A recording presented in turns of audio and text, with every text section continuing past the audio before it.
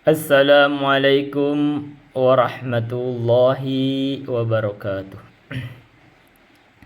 Alhamdulillahil malikil haqqil mubin alladzi akmalad dina wa awdahat tariqal mustabin. Wa asyhadu an la ilaha illallah wahdahu la syarikalah syahadatan yarjul muwahhidu bihan najata yaumaddin. Wa asyhadu anna Muhammadan abduhu wa rasuluh sayyidul anbiya'i wal mursalin wa ala alihi wa sahbihi wa man tabi'ahum bi ihsanin ila yaumiddin, amma ba'du. Hadirin para penyimak kajian ilmiah melalui channel ini, kita akan mulai lagi melanjutkan membahas tentang pendahuluan menuntut ilmu. Dan kita akan sampaikan insyaallah, mudah-mudahan Allah mudahkan, kita akan membuat program menyampaikan ilmu setiap harinya dibatasi dengan waktu hanya 15 menit. Jadi hanya 15 menit setiap harinya, dan ini hari kedua. Kita akan membuat tema sekarang, mengapa kita harus belajar? Pentingnya belajar. Kenapa harus belajar? Allah berfirman di dalam Al-Quran, kata Allah, yarfa'illahu alladhina amanu minkum walladhina utul ilma darajat. Allah akan mengangkat alladhina amanu, orang-orang yang beriman, minkum, dari kalian, walladhina utul ilma, dan juga Allah akan mengangkat orang-orang yang memiliki ilmu, darajatin, beberapa darajat. Jadi Allah akan mengangkat derajatnya orang-orang yang beriman dan derajatnya orang-orang yang berilmu. Kapan Allah mengangkat derajatnya? Kemungkinannya Allah mengangkat derajatnya di dunia dan di akhirat. Dan pasti kalau di akhirat, pasti Allah angkat derajatnya. Jadi di akhirat itu pasti Allah mengangkat derajatnya orang-orang yang beriman dan berilmu. Dan bahkan di dunia itu tidak menutup kemungkinan tetap masuk dalam keutamaan janji Allah. Allah angkat derajatnya orang yang beriman dan berilmu. Itu satu. Yang kedua, di dalam kaidah pemahaman di usul fikih itu ada hal yang kadang maknanya itu atau lafadznya itu seperti lafadz khobar, khobari, pemberitaan. Tapi di dalam pemahaman itu dipetik makna perintah. Maka jika itu yang dipahami, maka yarfa'illahu alladhina amanu minkum walladhina utul ilma darajat. Itu ada bentuk pengabaran Allah akan mengangkat derajat orang-orang yang beriman dan berilmu. Jika diambil petik pemahaman dengan pendekatan seperti itu, maka dipetik perintah Allah memerintahkan kita kaum muslimin, kaum mukminin untuk mengangkat derajat atau mengutamakan derajatnya orang-orang yang berilmu dan beriman. Artinya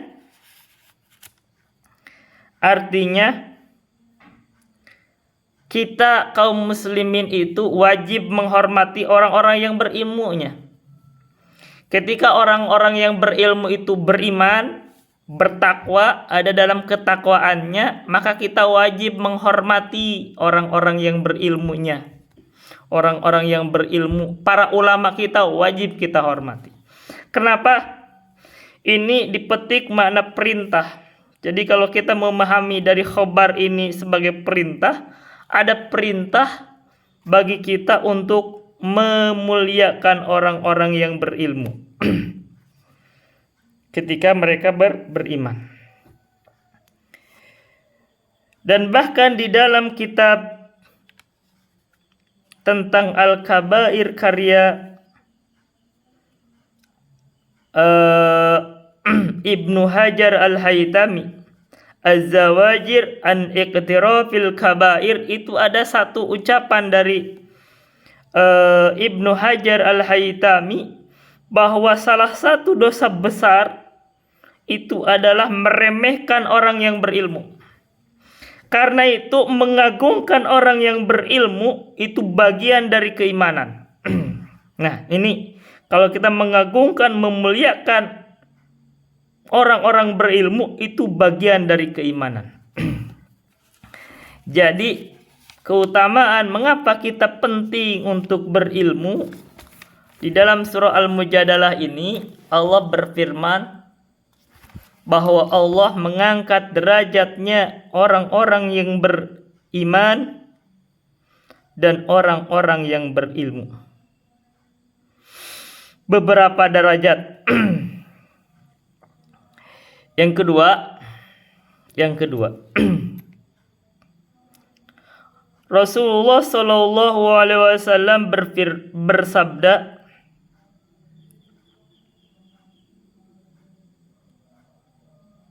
"Talabul ilmi faridatun ala kulli muslimin." Menuntut ilmu itu dipardukan, diwajibkan terhadap setiap kaum muslimin. Baik laki-laki atau perempuan wajib menuntut ilmu. Dan di dalam riwayat lain hadisnya bisa dilihat di kitab Sahih, bahkan di Arba'in Nawawi ada disebut di situ. Katanya, "Man salaka tariqan yaltamisu fihi ilman, sahalallahu bihi tariqan ilal jannati." Barang siapa yang menempuh suatu perjalanan, di dalam perjalanan itu dia mencari ilmu, maka Allah akan memudahkan bagi dia jalan menuju surga. Dan menempuh perjalanan itu menurut guru kami itu bisa bermakna khisi, kita berjalan, atau bisa bermakna maknawi. Apa aja yang menyebabkan ilmu itu diperoleh itu dianggap perjalanan.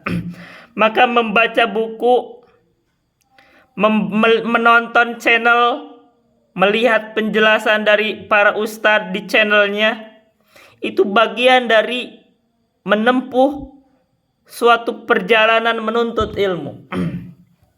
Tidak diragukan lagi. Jadi kalau kita tahu ada ustadz berilmu, terus kita subscribe channel ustadz tersebut, terus kita simak, maka itu adalah bagian dari menuntut ilmu. Dan sekarang ilmu ini tersebar di seluruh dunia, dan lebih mudah lagi dengan fasilitas seperti ini. Ada fasilitas internet, ada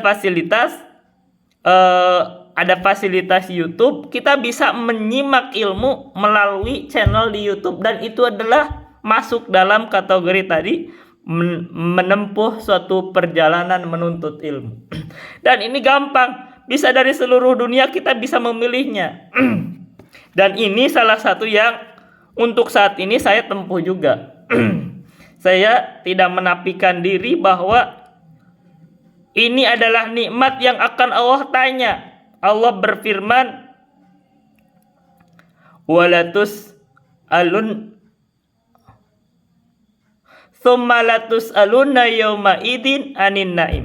Kemudian Allah akan tanya, kemudian kalian akan ditanya di hari kiamat itu anin naim, tentang nikmat-nikmat. Tsumma latus'alunna yauma idin anin naim. Kemudian kalian semuanya pasti ditanya di hari kiamat tentang nikmat-nikmat. Dan termasuk nikmat-nikmat itu, saya meyakini bahwa fasilitas internet, fasilitas handphone, dibuat teknologi handphone, dibuat internet, kita ada YouTube. Ternyata ada ustadz menyampaikan ilmu lewat YouTube-nya, itu adalah nikmat yang akan ditanya oleh Allah di hari kiamat. Andaikan kita tidak mengambil pelajaran, andaikan kita tidak mengambil manfaat, lalu kita meminta udzur terhadap Allah bahwa saya tidak tahu, saya merasa tidak bisa punya ilmu, tapi kita mengabaikan kesempatan itu, maka Allah akan tanya, kenapa kamu tidak mengambil manfaat dari fasilitas yang Allah sediakan? Ini adalah fasilitas yang Allah sediakan. Karena itu saya berkata kemarin bahwa barangkali fasilitas channel YouTube ini adalah hujah bagi sebagian teman-teman kita yang saat ini belum terjangkau oleh para ustadz yang lain, tapi ternyata terjangkau oleh saya. Tapi ini adalah artinya hujah. Ternyata hujahnya datang lewat saya. Andaikan tidak tahu tentang ilmu-ilmu yang wajib ini, seperti sholat misalkan, ternyata tidak mengerti sholat.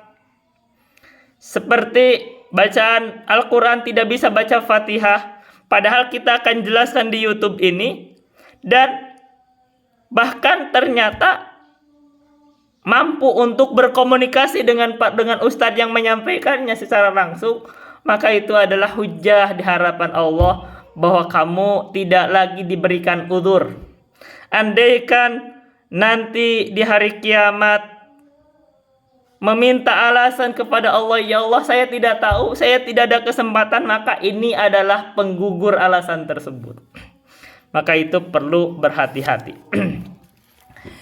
Dalam pelajaran ini tadi dikatakan bahwa mengapa kita perlunya belajar menuntut ilmu. Tadi sudah dibahas bahwa alasan pertama, Allah akan mengangkat derajatnya orang-orang yang berilmu dan orang-orang yang beriman.